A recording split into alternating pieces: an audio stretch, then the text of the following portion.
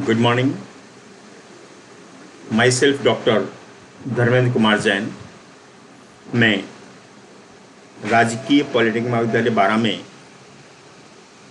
प्रवक्ता selection state के पद पर कार्यरत हूँ। टीटीसी एलआरडीसी द्वारा जो ई वीडियो श्रृंखला आरंभ की गई है, इस ई वीडियो श्रृंखला में आपका हार्दिक स्वागत है।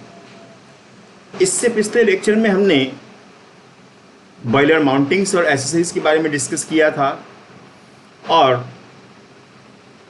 हमने डिस्कस किया था कि जितने भी मॉडर्न पावर प्लांट्स हैं वो या तो सुपर क्रिटिकल पावर प्लांट्स हैं और या ultra super critical power plants हैं।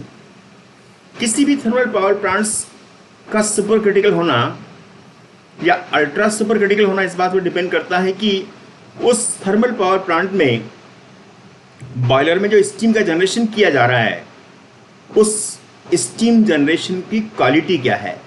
तो स्टीम की क्वालिटी डिसाइड करती है कि प्लांट सुपर क्रिटिकल होगा या अल्ट्रा सुपर क्रिटिकल होगा। क्योंकि इससे पहले वाले लेक्चर्स में हमने डिस्कस किया था कि यदि स्टीम का जनरेशन क्रिटिकल प्रेशर से ऊपर किया जाए तो ऐसी अवस्था में वाटर डायरेक्टली स्टीम में कन्वर्ट हो जाता है और वाटर के फेज चेंज के लिए दी जाने वाली जो लेटेंट हीट है वो लगभग शून्य हो जाती है, या हम यूँ कहें कि बिना लेटेंट हीट के वाटर डायरेक्टली स्टीम में कन्वर्ट हो जाता है, जिससे हीट या एनर्जी का बहुत बड़ा सेविंग होता है।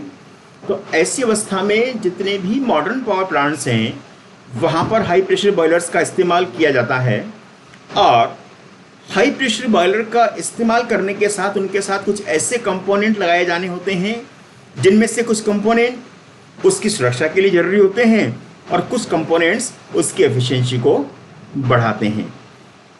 तो इससे पिछले वाले लेक्चर में चूंकि हमने बॉयलर माउंटिंग्स की बात की थी और माउंटिंग्स वे इंस्ट्रूमेंट्स या apparatus होते हैं जो बॉयलर की सुरक्षा के लिए आवश्यक होते हैं, जिनके बिना बॉयलर सुरक्षापूर्वक काम नहीं कर सकता।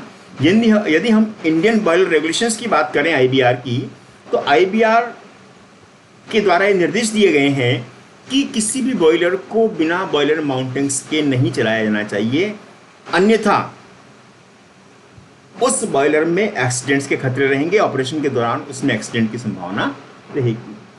अब यदि हम बॉयलर एसेसरीज की बात करें तो चूंकि बॉयलर एसेसरीज वो इक्विपमेंट्स होते हैं जो बॉयलर की सुरक्षा के लिए तो आवश्यक नहीं होते, लेकिन बॉयलर की दक्षता को बढ़ाने के लिए आवश्यक होते हैं। क्योंकि बॉयलर में हम स्टीम जनरेशन के लिए फ्यूल को जला करके और फ्लू गैसेस बनाते हैं और इन फ्लू गैसेस से और वाटर को हीट का ट्रांसफर होता है, जिससे वाटर स्टीम में कन्वर्ट हो जाता है। तो ऐसी अवस्था में फ्लू गैसेस से जब वाटर को हीट का ट्रांसफर होता है तो स्टीम जनरेशन के पश्चात फ्लू गैसेस के पास बहुत सारी ऐसी हीट अवेलेबल होती है जिस हीट का यदि हम उपयोग नहीं करें तो उससे प्लांट की दक्षता कम हो जाती है और इसके साथ ही ये हीट जब फ्लू गैसेस के साथ एनवायरनमेंट में पहुंचती है चिमनी से होकर के, तो ये एनवायरनमेंट के थर्मल पॉल्यूशन को भी बढ़ा देती है। क्योंकि हम जानते हैं कि जो पॉल्यूशन होता है वो कई प्रकार का होता है, जैसे air pollution, wire pollution, noise pollution. इसी प्रकार से थर्मल पॉल्यूशन भी एनवायरनमेंट के टेम्परेचर को बढ़ा देता है, जिससे एनवायरनमेंट में इम्बैलेंस क्रिएट हो जाता है। तो एनवायरनमेंट को थर्मल पॉल्यूशन से बचाने के लिए और उसके साथ ही बॉयलर की एफिशिएंसी को बढ़ाने के लिए कुछ ऐसे कंपोनेंट्स बॉयलर के साथ लगा दिए जाते हैं जिनमें दो फ्लूइड के बीच में हीट का एक्सचेंज होता है और हीट के एक्सचेंज होने पर फ्लू गैसेस की जो वेस्ट हीट है उसका उपयोग किया जाता है। सबसे पहले यदि हम एयर प्रीहीटर की बात करें तो एयर प्रीहीटर एक ऐसा हीट एक्सचेंजर है जिसे इकोनोमाइजर और चिमनी के बीच में लगाया जाता है और एटमॉस्फेयर से आने वाली हवा जिसका उपयोग बॉयलर की फर्नेस में फ्यूल को जलाने के लिए किया जाता है, उस एयर को एयर प्रीहीटर के माध्यम से गर्म कर दिया जाता है। एयर प्रीहीटर में एटमॉस्फेयर से आने वाली एयर और फ्लू गैसेस के बीच में हीट का एक्सचेंज होता है, जिससे कि एयर का टेम्परेचर बढ़ जाता है। हाई टेम्परेचर की एयर जब भट्टी के अंदर प्रवेश करती है बॉयलर की, तो वो वहाँ पर फ्यूल को जलाने में सहायक होती है, जिससे कि वहाँ पर एफिशिएंसी का इम्प्रूवमेंट होता है। दूसरी यदि एसेसरी की बात करें तो सुपर हीटर के रूप में हम उसको काम में लेते हैं, जिसको हॉट फ्लू गैसेस के पाथ में लगाया जाता है। ये एक बहुत ही इंपॉर्टेंट एसेसरी है जिसका उपयोग बॉयलर में बनने वाली स्टीम जो सैचुरेट होती है उस सैचुरेटेड स्टीम के टेम्परेचर को बढ़ाने के लिए किया जाता है।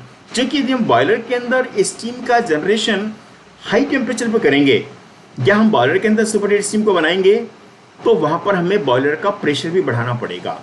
बॉयलर का प्रेशर बढ़ने पर बॉयलर कंपोनेंट को ज़्यादा अच्छे मेटेरियल से बनाना पड़ेगा जिससे कि बॉयलर की कॉस्ट बढ़ जाएगी। तो ऐसी अवस्था में बॉयलर के अंदर स्टीम का जनरेशन थोड़े से कम टेम्परेचर पर किया जाता है जिससे उसका प्रेशर भी कम होता है। और बॉयलर से आने वाली जो सैचुरेटेड स्टीम है इस सैचुरेटेड स्टीम को और गर्म करने के लिए ताकि इसकी क्वालिटी को इम्प्रूव किया जा सके इसके टेम्परेचर को बढ़ाने के लिए हम सुपर हीटर का उपयोग करते हैं। सुपर हीटर में स्टीम के टेम्परेचर को बढ़ाने के लिए यहाँ पर फ्लू गैसेस से हीट का एक्सचेंज होता है। तो हम ये कह सकते हैं कि सुपर हीटर एक ऐसा हीट एक्सचेंजर है जिसमें फ्लू गैसेस और स्टीम के बीच में हीट का एक्सचेंज होता है जिससे फ्लू गैस का टेम्परेचर कम हो जाता है और स्टीम का टेम्परेचर बढ़ जाता है। वो स्टीम सुपर हीट स्टीम में कन्वर्ट हो जाती है जिसे किसी भी प्राइम मूवर में उपयोग के लिए भेज दिया जाता है। तीसरी एसेसरी की हम बात करें तो इकोनोमाइजर के रूप में होती है। बॉयलर को चूंकि बार बार मेकअप वाटर सप्लाई करना पड़ता है और उस मेकअप वाटर का यदि टेम्परेचर बढ़ा दिया जाए तो ऐसी अवस्था में बॉयलर में जो स्टीम बनाई जाती है उस स्टीम को कम हीट की आवश्यकता पड़ेगी। तो इकोनोमाइजर एक ऐसी डिवाइस के रूप में काम करता है जो फीड वाटर के टेम्परेचर को बढ़ा देता है। जो हॉट फ्लू गैसेज होती हैं जिनके पास काफ़ी सारी हीट अवेलेबल होती है उस हीट का फीड वाटर के टेम्परेचर को बढ़ाने के लिए उपयोग किया जाता है। तो इकोनोमाइजर भी एक प्रकार का ऐसा हीट एक्सचेंजर है जिसमें फ्लू गैसेज और फीड वाटर के बीच में हीट का एक्सचेंज होता है जिससे वाटर का टेम्परेचर बढ़ जाता है। और इस हाई टेम्परेचर वाटर को जब स्टीम बॉयलर के अंदर भेजा जाता है तो वहाँ पर स्टीम बनाने के लिए कम ऊष्मा की आवश्यकता पड़ती है। नेक्स्ट यदि हम एसिड की बात करें तो ये फीड पंप के रूप में होती है। क्योंकि जो हाई प्रेशर बॉयलर्स होते हैं उनमें बॉयलर के अंदर का प्रेशर ज़्यादा होता है तो ऐसी अवस्था में फीड वाटर को बॉयलर में भेजने के लिए हम फीड पंप का उपयोग करते हैं ताकि हाई प्रेशर के वाटर को बॉयलर के अंदर भेजा जा सके। ये एक माउंटिंग है वाटर लेवल इंडिकेटर के रूप में जो बॉयलर के अंदर वाटर के लेवल को इंडिकेट करने का काम करती है। यहाँ पर इसके अगर कंपोनेंट्स की हम बात करें तो इसमें एक बॉयलर प्लेट लगी होती है, उसके साथ अपर हॉलो केसिंग होती है, साथ में एक स्टील बॉल लगी होती है जहाँ पर स्टॉप करने के लिए उसको प्रेशर जो पैसेज को स्टॉप करने के प्रावधान होता है। इसके साथ एक मेटेलिक ट्यूब लगी होती है और एक हार्ड ग्लास ट्यूब लगी हुई होती है। इसके अगर वर्किंग प्रिंसिपल की बात करें तो इसमें एक वर्टिकल हार्ड ग्लास ट्यूब लगी होती है जिसके साथ दो गन मेटल की ट्यूब्स लगी होती हैं।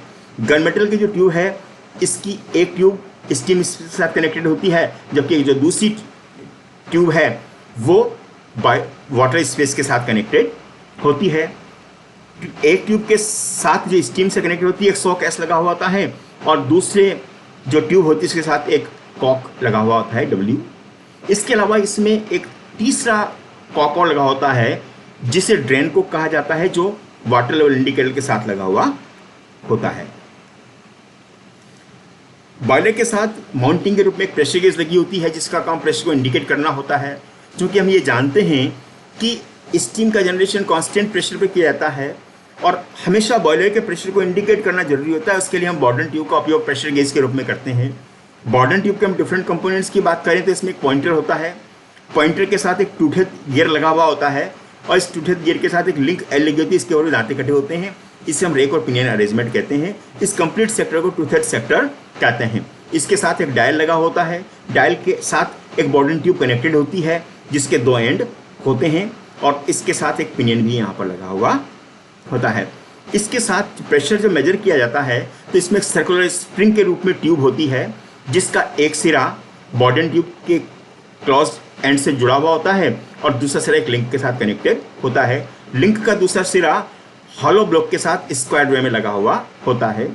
लिंक का जो एक सिरा होता है वो ट्यूब के क्लोज एंड से कनेक्टेड होता है जो इसको टूथेड सेक्टर से कनेक्ट करती है जहाँ पर एक पिनियन अरेंजमेंट होता है। टूथेड सेक्टर जो होता है वो गियर के साथ पिनियन के साथ लगा हुआ होता है और उसके साथ एक पॉइंटर लगा हुआ होता है। जैसे ही कहीं पर प्रेशर का वेरिएशन आता है तो गेज के ऊपर लगा हुआ पॉइंटर जिससे कि अंशांकित किया होता है वो मूव करता है और सम प्रेशर के बारे में जानकारी प्राप्त कर सकते हैं। यहाँ पर एक सेफ्टी वाल्व दिखाया गया है जो एक प्रकार की माउंटिंग है और जिसका उपयोग बॉयलर को सेफ्टी प्रदान करना है। इसमें बॉटम से स्टीम एंटर करती है और राइट हैंड साइड से स्टीम बाहर आ जाती है। इसमें सेफ्टी प्रोवाइड करने के लिए डेड वेट्स लगे हुए होते हैं। उसके टॉप पर एक स्पिंडल शो किया गया है। तो इस प्रकार से ये कंपोनेंट बॉयलर को सेफ्टी प्रदान करता है। इसकी अगर वर्किंग की हम बात करें तो इसका बेसिक फंक्शन बॉयलर का जो नॉर्मल प्रेशर है उस प्रेशर को ज़्यादा बढ़ने से रोकना होता है और इसके लिए इसमें एक ऑटोमेटिक ओपनिंग होती है जिससे कि जैसे ही बॉयलर के अंदर का प्रेशर नॉर्मल प्रेशर से बढ़ता है तो ये ओपनिंग खुल जाती है और उससे जो एक्स्ट्रा स्टीम है वो बाहर निकल जाती है। इस प्रकार से ये बॉयलर के प्रेशर को कंट्रोल करने का काम करता है और बॉयलर को एक्सेसिव प्रेशर से बचाता है। स्टीम स्टॉप वाल्व की बात करें तो जिस प्रकार से इस वाल्व का उपयोग एक माउंटिंग के रूप में किया जाता है, ये स्टीम के फ्लो को कंट्रोल करता है। स्टीम के फ्लो को कंट्रोल करने के लिए कंप्लीट यह मैकेनिज्म यहाँ शो किया गया है। इसमें स्टीम बॉटम से एंटर करती है और राइट हैंड साइड से बाहर आती है। यहाँ पर एक स्पिंडल शो किया गया है। स्पिंडल के नीचे वाल्व चेस्ट को शो किया गया, उसके साथ वाल्व लगा हुआ है और ऊपर एक हैंड व्हील लगा हुआ है। इस हैंड व्हील के माध्यम से हम इस वाल्व की ओपनिंग को कंट्रोल कर सकते हैं जिससे आवश्यकता के अनुसार स्टीम को प्राइम मूवर को भेजा जा सके और उसके साथ साथ ही आवश्यकता पड़ने पर इस हैंड व्हील की सहायता से हम स्टीम के फ्लो को कंप्लीटली बंद भी कर सकते हैं। इसलिए इसको स्टीम स्टॉप वाल्व कहा जाता है। इसका बेसिक फंक्शन स्टीम के फ्लो को कंट्रोल करना होता है। इसके साथ साथ ये स्टॉप वाल्व के रूप में भी ये काम करता है। ये दो प्रकार के वाल्व का हम उपयोग करते हैं। यदि हम इस वाल्व का उपयोग इस प्रकार से करते हैं जो स्टीम के फ्लो को डायरेक्शन को 90 डिग्री पर चेंज कर देता है तो उसे हम जंक्शन वाल्व कहते हैं। और यदि हम वाल्व का उपयोग इस प्रकार से करते हैं कि वो स्टीम के डायरेक्शन को तो चेंज नहीं करता लेकिन स्टीम के फ्लो को कंट्रोल कर सकता है तो उसे हम स्टॉप वाल्व कहते हैं। ये यहाँ पर ब्लो ऑफ कोक दिखाया गया है। ब्लो ऑफ कोक जो होता है ये बॉयलर के बॉटम में लगा हुआ होता है और इसमें एक वाल्व होता है, एक वाल्व पोर्ट होता है, उसके ऊपर वाल्व रिटर्नर लगा हुआ होता है। तो ये जो कंप्लीट फिटिंग होती है इसका उद्देश्य बॉयलर में जितनी भी इम्प्योरिटीज़ हैं, मड हैं या सेडिमेंट्स हैं उन्हें बॉयलर से बाहर निकालने के लिए इसका उपयोग किया जाता है। तो इस प्रकार से इसका पीरियडिकली उपयोग करके बॉयलर के अंदर डिपॉजिट जो सेडिमेंट्स वगैरह हैं या जो मड वगैरह है उसको बाहर निकालने के लिए इसका उपयोग करते हैं। इसके अलावा जब कभी भी बॉयलर का इंस्पेक्शन करना उससे पहले भी बॉयलर को खाली करने के लिए इसका उपयोग किया जाता है। ये फीड चेक वाल्व है जिसका उपयोग बॉयलर का जो फीड वाटर है उस फीड वाटर के फ्लो को कंट्रोल करने के लिए यहाँ पर करते हैं।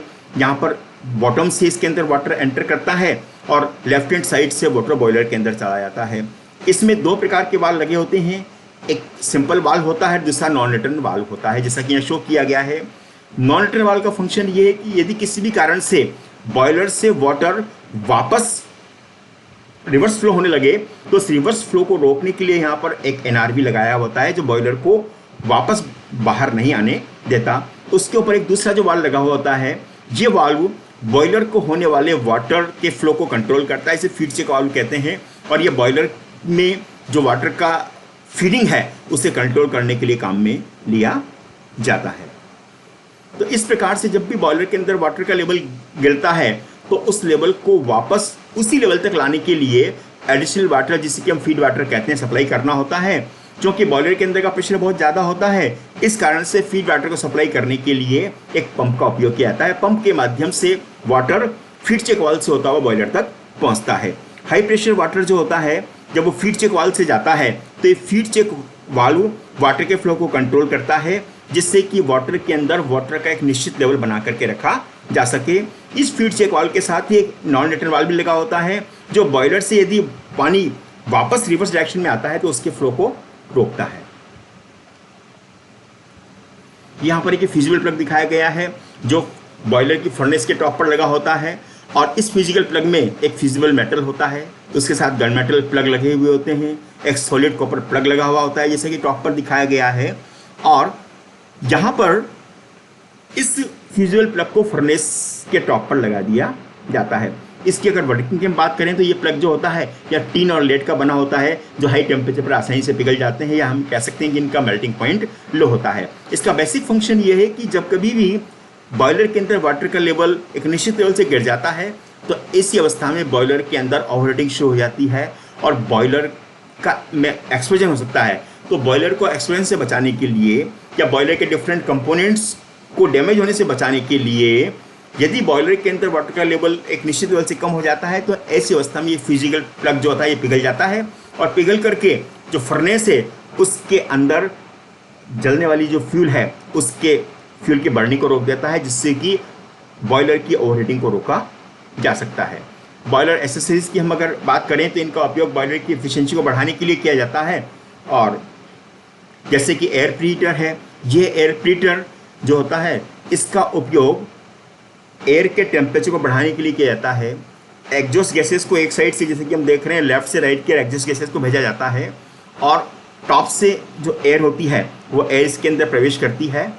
एयर जैसे ही हॉट गैसेस के कांटेक्ट में आती है तो उससे एयर का टेम्परेचर बढ़ जाता है।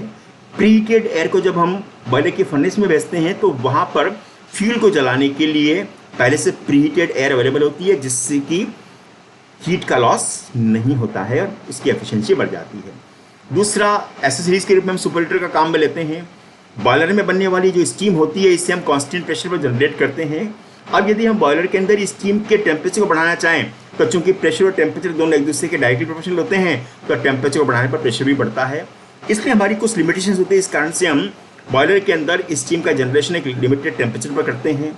अब चूंकि हम स्टीम की क्वालिटी को इम्प्रूव करना चाहते हैं ताकि पर किलोग्राम स्टीम से ज़्यादा मैकेनिकल वर्क मिल सके, तो ऐसी अवस्था में हम सुपरहीटर का उपयोग करते हैं।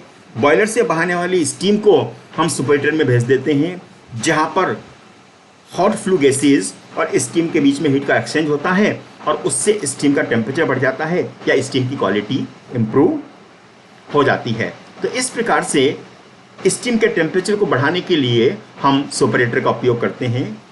बॉयलर से बाहर आने वाली ड्राई सैचुरेटेड स्टीम को हम सुपरहीटर से गुजारते हैं, जहाँ पर हॉट फ्लू गैसेज प्रवाहित होती हैं और हॉट फ्लू गैसेज से स्टीम को हीट का ट्रांसफर होता है, जिससे स्टीम की क्वालिटी का इंप्रूवमेंट होता है। ये इकोनोमाइजर है जिसका उपयोग हम फीड वाटर के टेम्परेचर को बढ़ाने के लिए करते हैं। जैसा कि यहाँ शो किया गया है, लेफ्ट हैंड साइड से वाटर इसमें बॉटम हेडर के माध्यम से प्रवेश करता है और टॉप हेडर से वाटर बाहर निकल जाता है, जिसे बॉयलर के अंदर भेज दिया जाता है। इस बीच में यहाँ पर फ्लू गैसेस को लेफ्ट हैंड साइड से राइट हैंड साइड के बीच में जाता है, जहाँ पर बीच बीच में डिफरेंट स्क्रैपर्स लगे होते हैं जिनका काम फ्लू गैसेस की डायरेक्शन को चेंज करना होता है। और इन स्क्रैपर के कारण ये फ्लू गैसेस जिगजैग वे में आगे बढ़ती हैं, जिससे फ्लू गैस और वाटर के बीच में ज़्यादा हीट का ट्रांसफ़र होता है, इसमें टर्बुलेंस क्रिएट हो जाता है। इस तरह से हम जो फीड वाटर है उसका टेम्परेचर बढ़ा देते हैं और फ्लू गैसेस की हीट का हम उपयोग कर लेते हैं। ये फ्लू जो हॉट वाटर है इसको हम बॉयलर के अंदर भेज देते हैं, जहाँ पर इससे स्टीम बनाई जाती है और जब वाटर का टेम्परेचर ज़्यादा होता है तो उससे बनने वाली स्टीम को हमें कम हीट की सप्लाई करनी पड़ती है। फीड पंप की हम बात करें तो चूंकि बॉयलर के अंदर का प्रेशर ज़्यादा होता है तो ऐसी अवस्था में हाई प्रेशर पर फीड वाटर को सप्लाई करने के लिए हम फीड पंप का उपयोग करते हैं, जिससे कि हाई प्रेशर के वाटर को रिक्वायर्ड क्वांटिटी में बॉयलर के अंदर भेजा जा सके। Thank you.